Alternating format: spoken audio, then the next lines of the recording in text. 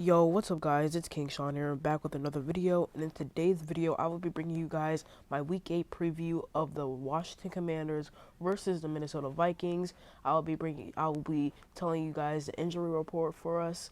I'll give you guys some of my keys to victories, as well as a score prediction at the end. So, if you guys are new to my channel, leave a like down below, subscribe and turn on notifications. On the road to 900 subscribers, so if you could hit that sub button, I'd really appreciate it. And without that out of the way, let's get straight into the video. Alright, so starting with our injury report, and we have 4 players out. That includes Jahan Dotson with a hamstring injury. Obviously, a couple weeks ago, before the Packers game in practice, he tweaked his hamstring, so he'll be out for. It's been 2 weeks now. He'll probably be out for maybe, I guess, another 1 to 2 weeks. Hopefully, he'll be back maybe by the Texans or Falcons game. But if he isn't, we shouldn't rush him. And maybe even if we have to sit him for the whole season, I'm fine with that. He could come back 100% next season. So, yeah, John Dotson's out. Cole Holcomb, foot injury.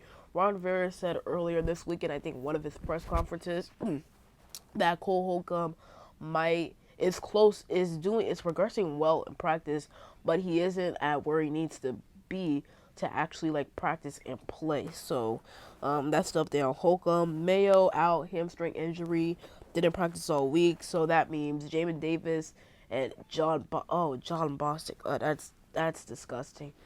John Bostic is worse than David Mayo. At least David Mayo can do something. He's an okay run stopper. John Bostic is terrible. John Bostic is absolutely horrible. So and then J.D. McKissick, he has a neck injury. He's seeing a specialist right now to check out his neck. So we'll see how that goes. J.D. McKissick, he's also out on Sunday. And as for the only guy questionable, we have Shaka Tony.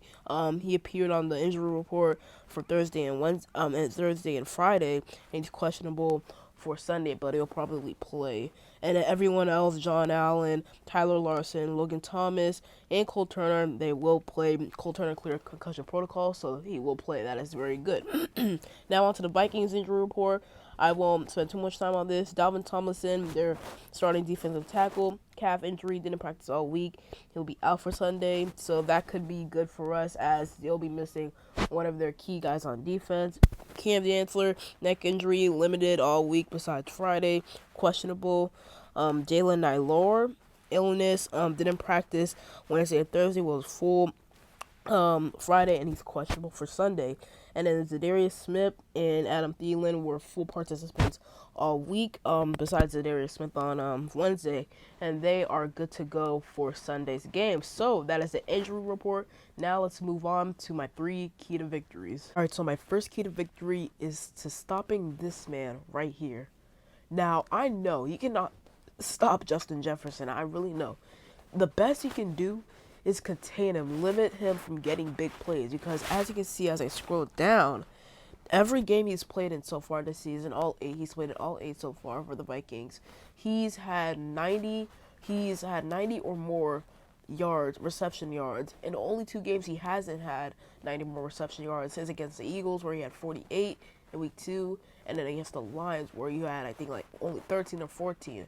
So Justin Jefferson, he's a beast. Every other game other than those 2 games, over 100 yards or close to 100 yards. Against the Cardinals, he almost had 100 yards. But Justin Jefferson, he's a beast. I mean, he's absolutely unreal. And not only in the passing game, but in the running game too. He can get the ball out of backfield. He can get it off of jet sweeps or reverses. I mean, Justin Jefferson, he's a top 3 receiver for a reason. In my opinion, he's like best wide receiver in the NFL right now, in my opinion.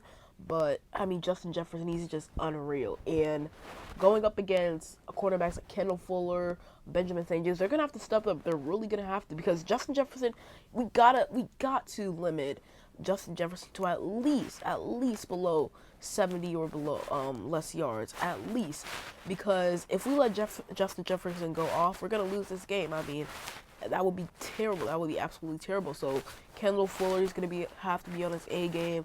Benjamin St. Juice, Rashad Wildgoose, and in fact, Justin Jefferson has lined up in the slot more times that he's lined up on the outside. I think it's like 284 snaps in the slot, and then like 182 snaps on the outside. So he's going to be matching up against Rashad Wildgoose a couple of times. So Rashad Wildgoose better be prepared for that.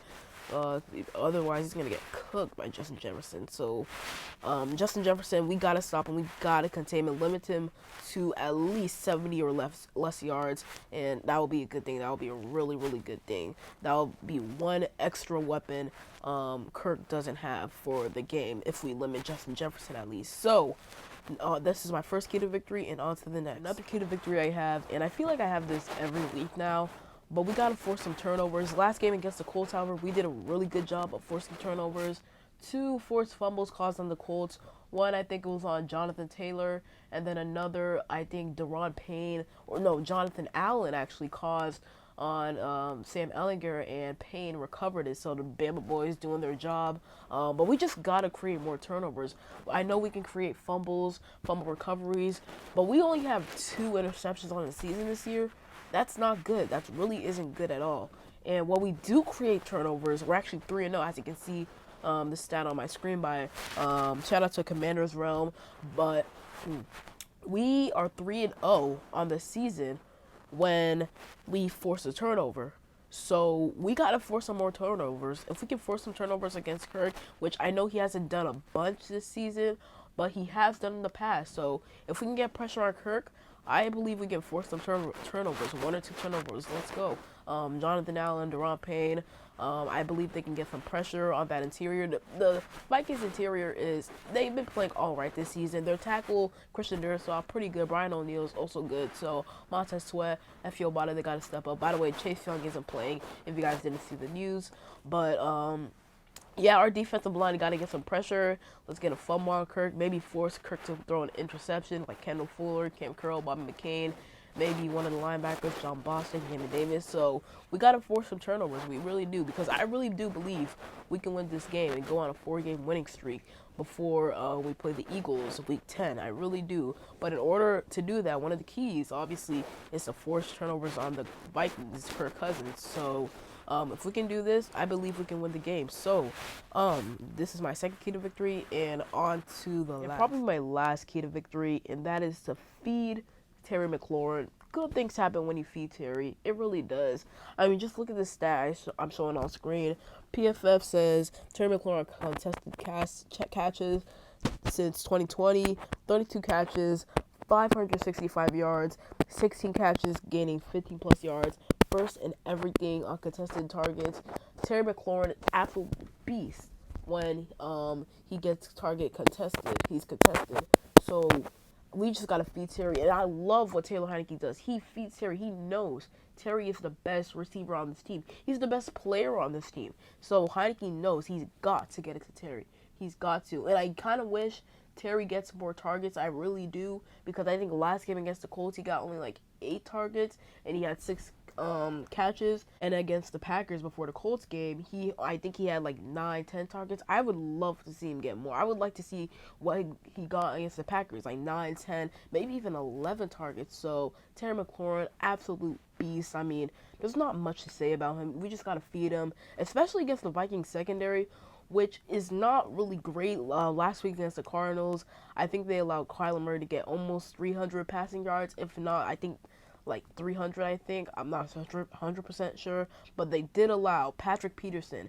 Got cooked by DeAndre Hopkins. He got cooked. And I feel like Terry McLaurin, although I think DeAndre Hopkins is better than Terry McLaurin is just right behind Hopkins. So I believe he can do the same to what Hopkins did to Peterson, to what he can do to Peterson this week. And even in 2020, when we played the Cardinals, when Peterson was still on the Cardinals, Terry McLaurin cooked them in the slot and on the outside. He had like 5 catches, 125 yards, a touchdown. I mean, he was cooking Patterson. So I want to see Terry McLaurin getting more targets, more looks, more catches. So he's going to have I think he's going to have a great day tomorrow. I think he's going to have another 100-yard game. I really do think so, and a touchdown. So, yeah, this is my third key to victory. And now onto my score prediction. Now for my score prediction, and as you guys can see on screen, I do have us losing this game 26-20. And it's not like it's going to be a close game, I feel like, as you can see. But the Vikings are just such a good team. I mean, they're 6-1, and their offense is great. Their defense is decent, but it's decent enough to win them games. Well, help win them games along with the offense. But that offense is just way too good. I mean, Justin Jefferson, he's insane. Adam Thielen, he's really good. Dalvin Cook, they just traded for T.J. Hawkinson, so their offense is stacked. I think our defense is gonna do a solid job, but just not enough because that Vikings offense. I mean, good offense, great offenses are always gonna outbeat good defenses. So I mean, it's just the Vikings offense is just gonna be way too good, and I feel like it's gonna be a good game. We're gonna try. We're gonna try our best. You'll see the effort we'll put on the field. It's just the Vikings are too good. Justin Jefferson, Adam Thielen, Dalvin Cook, Kirk Cousins, T.J. Hawkinson. I think it's just gonna be a little too overwhelming for our defense. So yeah, I think Taylor Heinicke is gonna have a solid game. Taylor McLaurin's gonna play good. Curtis Samuel, he'll make some plays as well. Antonio Gibson, B. Rob, they're probably gonna be good too. Logan Thomas, I don't expect him to do much. He didn't get a single catch last week, so but he was nice on some blocking plays. So yeah, that is my score prediction. Comment what you guys think about my score prediction, and leave your score prediction in the comments as well. I hope you guys enjoyed today's video. If you did, leave a like down below, subscribe, and turn on notifications. Once again, I am on the road to 900 subscribers, so if you could hit that sub button, I'd really appreciate it. And other than that, it's been King Sean, and I'm out. Peace.